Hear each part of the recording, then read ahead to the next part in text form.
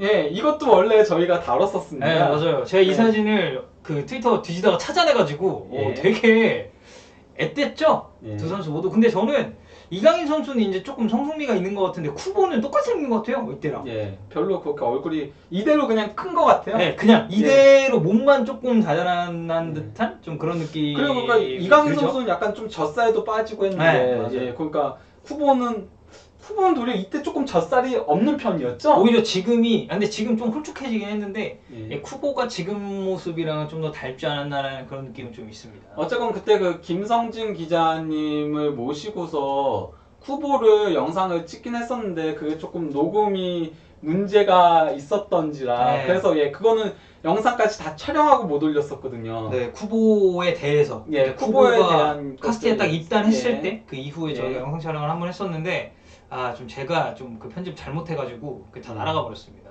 영상을 좀 쓸 수 없게 돼서. 예.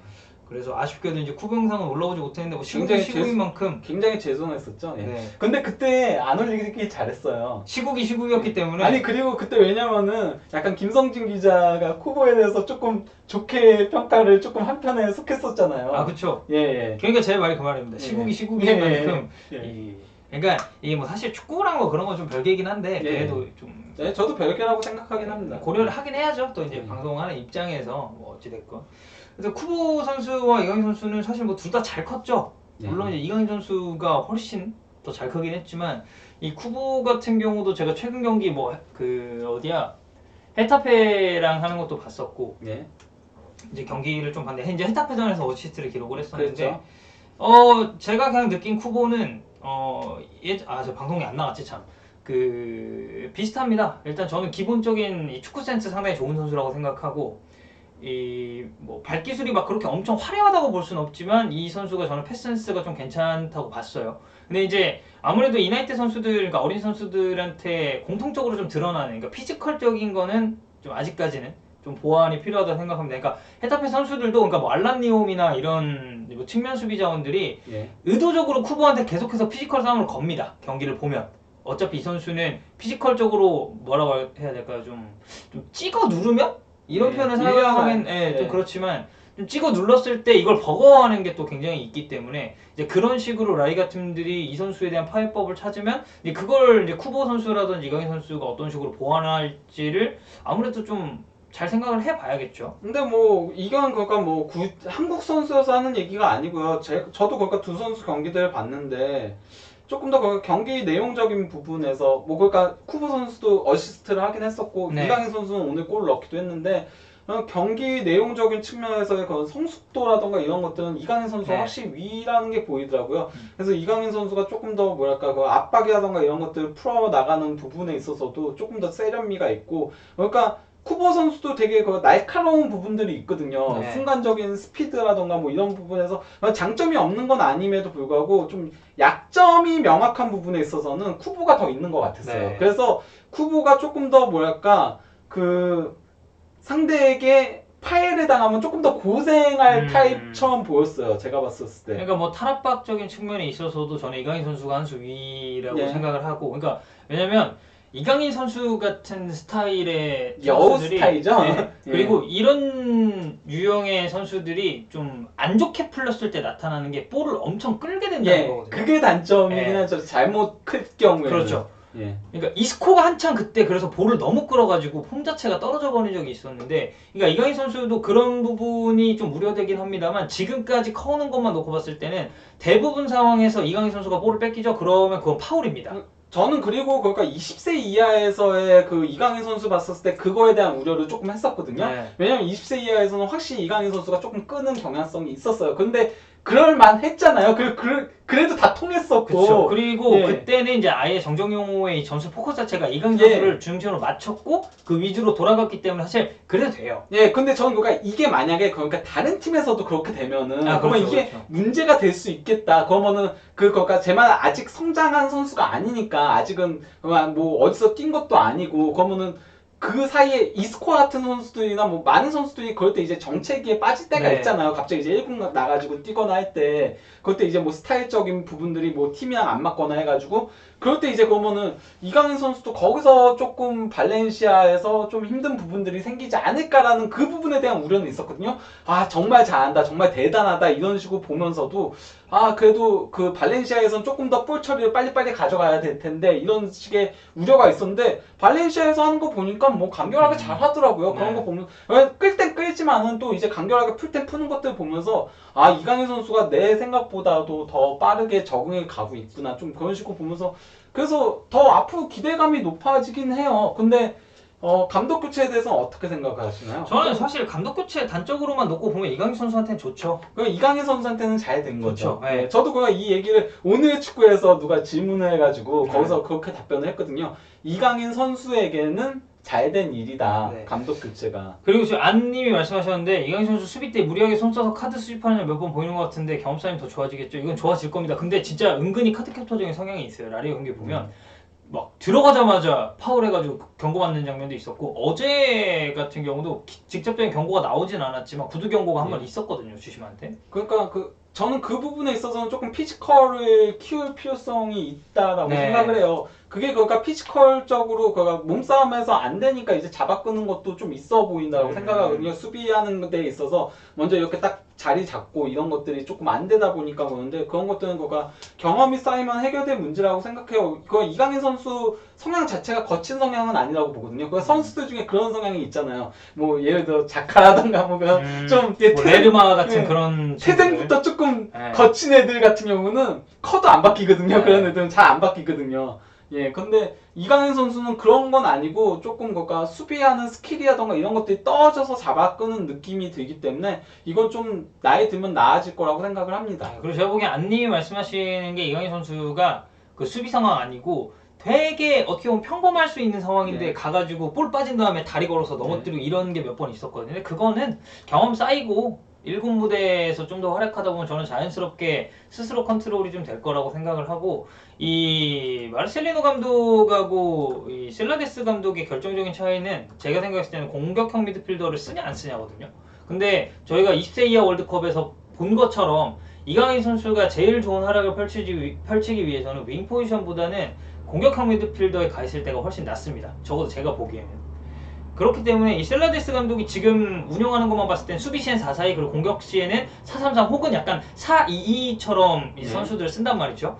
그러니까 단적으로 포메이션적인 측면만 놓고 봤을 때는 마르셀리노 감독 체제보다는 셀라데스 감독 체제하에서의 이강인 선수의 출전 시간이라든지 기회가 훨씬 더 늘어날 거라고 보는 입장이죠. 거기다가 이제 셀라데스 감독이 일단 시작 시점에서는 조금 그래도 마르셀리노 감독의 전술을 많이 따라가려고 했었거든요. 왜냐면 그 팀이 해 오던 게 있고 그렇죠. 자기가 갑자기 부임했으니까 그러면 기존 선수들에게 맞춰진 게 있는데 그걸 갑자기 바꾸기도 쉽지 않은 네. 문제고 거기다가 그 투톱을 쓰려고 공격수들 그렇게 영입했는데 그런 부분들도 있고 해가지고 좀 4-4-2를 기본적으로 처음에는 가져가는 그런 것들이 있었는데 근데 어쨌건 이 감독 자체가 기본적으로 선호하는 포메이션은 4-3-3과 4-2-3-1이거든요. 네. 실제 그거가 뭐 21세 이하 청소년 대표팀 이럴 때 항상 그 4-3-3과 4-2-3-1 포메이션을 썼었기 때문에 그게 그리고 스페인의 정체성이기도 하고요.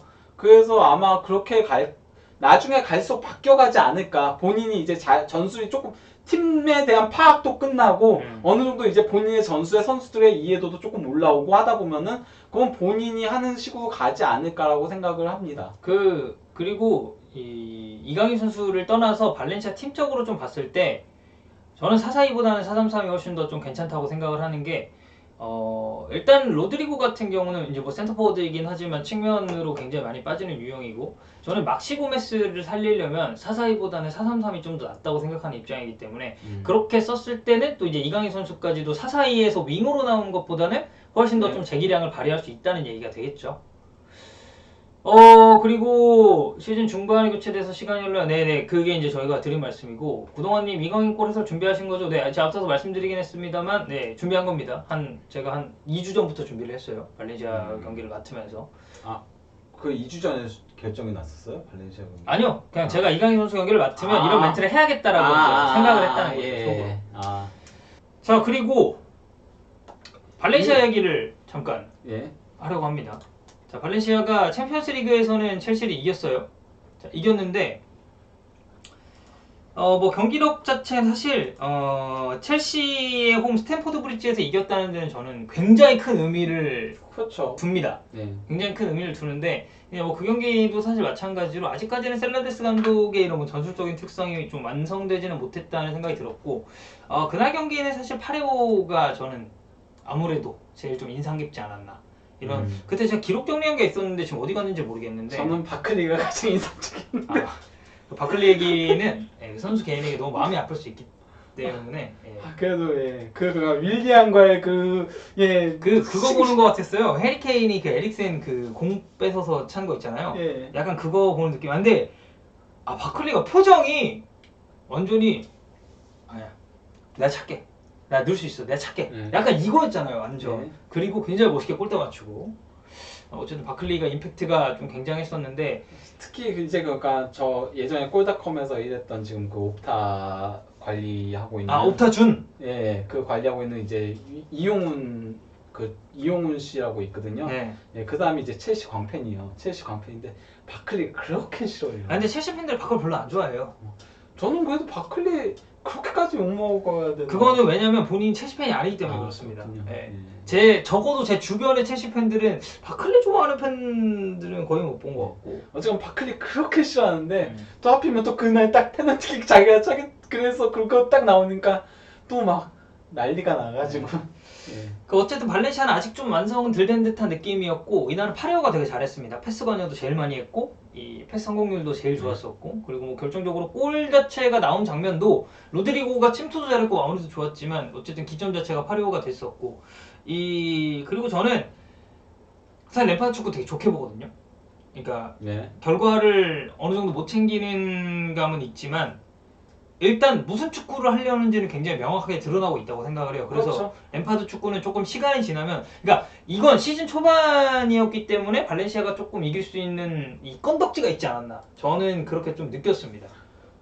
그리고 이제 근데 그 램파드 축구 같은 경우는 약간 좀 리스크를 지는 축구긴 하죠. 그러다 보니까 이제 실점이 워낙 많기도 하고 그거가 공격을 상당히 좀 무리해서까지 라인을 올리면서 하는 스타일이다 보니까 좀 그런 것들이 좀 있긴 하죠. 뭐 요새는 다행히도 조금 완급 조절을 하는 식으로 가고 있는데 그리고 3백도 쓰기도 하고 그랬어요. 이제 3백은 사실 약간 좀 불가피한 상황에서 나오긴 했죠. 선수 부상이 좀 있었기 때문에. 근데 이제 오히려 그 3백을 통해서 올버햄튼을 상당히 효과적으로 잡아냈고 이제 이걸 챔피언스 리그에서도 들고 나왔는데 뭐 결론은 패배를 했습니다만 이 램파드 색채가 조금 더 입혀지게 된다면 첼시는 저는 지금보다는 좀 무서운 팀이 될 거다. 그리고 이건 분명히 생각해야 됩니다. 첼시는 올 시즌 그 이적 시장 리스크 안고 출발하는 거는 솔직히 첼시 팬분들은 좀 감안하고 보셔야 돼요. 적어도 이번 시즌까지는. 그리고 어린 선수들을 데리고 이제 조금 미래가 보이는 식의 모습들을 보여주고 있죠. 당장 그리고 또 이번에 그 리그컵에서도 물론 그가 상대가 사브리그 팀이긴 했지만은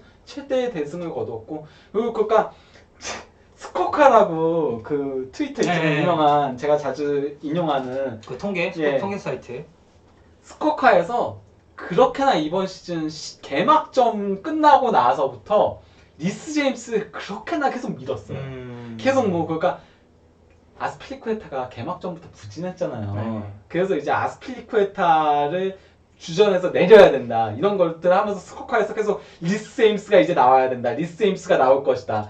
리스 제임스가 준비 중에 있다. 이제 데뷔를 준비 중이다. 왜냐면 그때 리스 제임스가 23세 팀에 계속 나오고 있었으니까. 그래서 리스 제임스에 관련된 그거 트위터를 꾸준하게 올렸었거든요. 근데 오늘 마침내 데뷔전을 치렀는데 거기서 이제 1골 1도움 올리면서 그리고 전체적인 활약성이 굉장히 좋았어요. 선제골도 리스 제임스의 크로스에서 나온 거거든요. 땅볼 크로스가 상대 수비 다리 맞고 살짝 굴절된 걸 이제 바추아이가 받아가지고 터닝 슈팅으로 골 넣었었는데 그래서 뭐 3골에 직간접적으로 관여하기도 하고 그리고 키패스도 5회로 가장 많았고 되게 좋은 저는 이번 그 주중에 있었던 리그컵 경기들을 제가 본 6경기인가를 봤는데 그 중에서 가장 인상적인 활약을 펼친 선수는 리스 제임스였거든요. 개인적으로는. 저는 저 말에 되게 동감합니다. 지금만 보면 솔샤르의 맨유보다 램파드 첼시가 잘하고 미래도 창창한 느낌. 저는 저거 100% 당연한 거죠. 비교가 안 되죠. 그리고 그러니까 맨유가 지금 부상자들이 좀 많은 건 사실인데 냉정하게 얘기했을 때 맨유와 첼시의 가장 결정적인 차이는 저는 맨체스터 유나이티드 경기를 보면서 드는 생각은 그래서 얘네가 지금 하고 싶은 게 뭔가 무슨 축구를 하고 싶은 건가라는 생각이 드는 반면에 램파드는 결과를 못 챙겨도 이런 축구를 하고 싶구나라는 기조가 있다는 것 자체에서 저는 굉장히 이 갈리는 것도 좀 크다고 보거든요.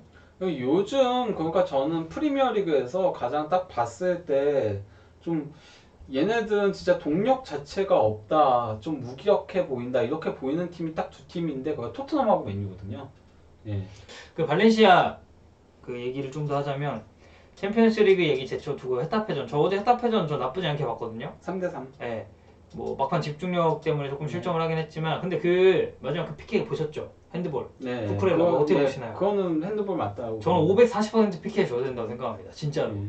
제가 중계 중에 그렇게 단언하는 경우가 별로 없거든요. 왜냐면 좀 위험하잖아요. 판정이 어쨌든 나왔는데 그 판정에 대해서 이거는 100% 오심이에요 라고 하면 이건 정말 논란의 여지가 있기 때문에 제가 단언하는 게 딱 두 번 있습니다. 그 지난 시즌에 발렌시아랑 바르셀로나 경기에서 메시가 슈팅했는데 네투가 딱 잡고 흘렸는데 라인 넘어갔다가 난 거 있죠. 네. 제가 그때 이거 100% 오심이라고 얘기하고 두 번째가 어제 경기였거든요. 쿠쿠렐라 그 손 맞은 거. 그거는 너무 아예 의도적으로 고의적으로 팔을 쓰는 것도 보였었고 결정적으로 골대일 걸 좀 맞기도 했었기 때문에 거기다가 또 핸드볼 룰 자체가 조금 강화된 것도 있잖아요. 그쵸. 예, 그런 것들까지 생각하면 그러니까 아직까지는 수비는 좀 의도성을 보긴 합니다만 그거는 의도성도 있었기 때문에 어제 경기는 사실 발렌시아가 이거는 승점 3점을 가져오는 그리고 이게 이겼어야 좀 이강인 선수의 득점도 뭔가 좀 스포트라이트를 더 받을 수도 있고 이런 느낌이 좀 있었는데 개인적으로는 조금 아쉬웠습니다. 그러니까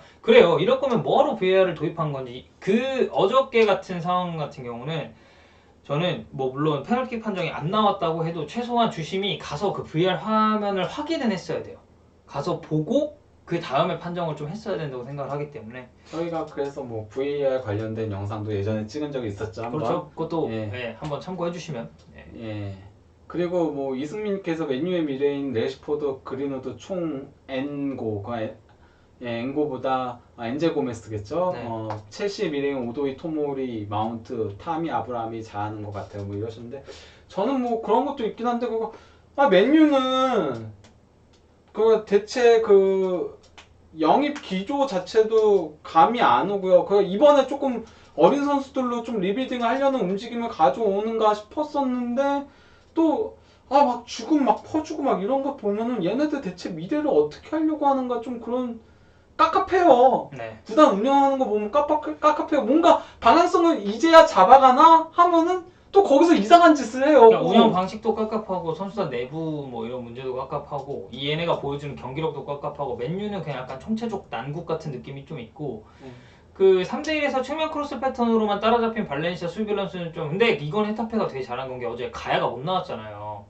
가야가 못 나오고 코이아가 나왔는데 사실 그것부터가 이미 측면 수비에 대한 리스크는 어느 정도 안고 간다고 볼 수밖에 없거든요. 더군다나 코이아 같은 경우는 어제가 첫 선발 아예 리그 첫 데뷔 경기였단 말이에요. 이거는 사실 헤타페가 공략을 정말 잘한 겁니다. 그 헤타페가 원래 그런 식으로 하던 지난 시즌에 돌풍을 그런 식으로 일으킨 팀인데. 네. 근데 어제는 지난 시즌이랑 좀 비교했을 때는 좀 더 공격적으로 하더라고요. 네, 보니까. 그렇죠. 네. 그 헤타페가 초반에 조금 힘들었잖아요. 네. 예, 그래서 조금 패턴을 바꿔 나가긴 했더라고요. 근데 어쨌건 제 말은 거가 공격 방식에 있어서 방식은 뭐 그렇다는 거죠. 할만하타도 어제 괜찮았고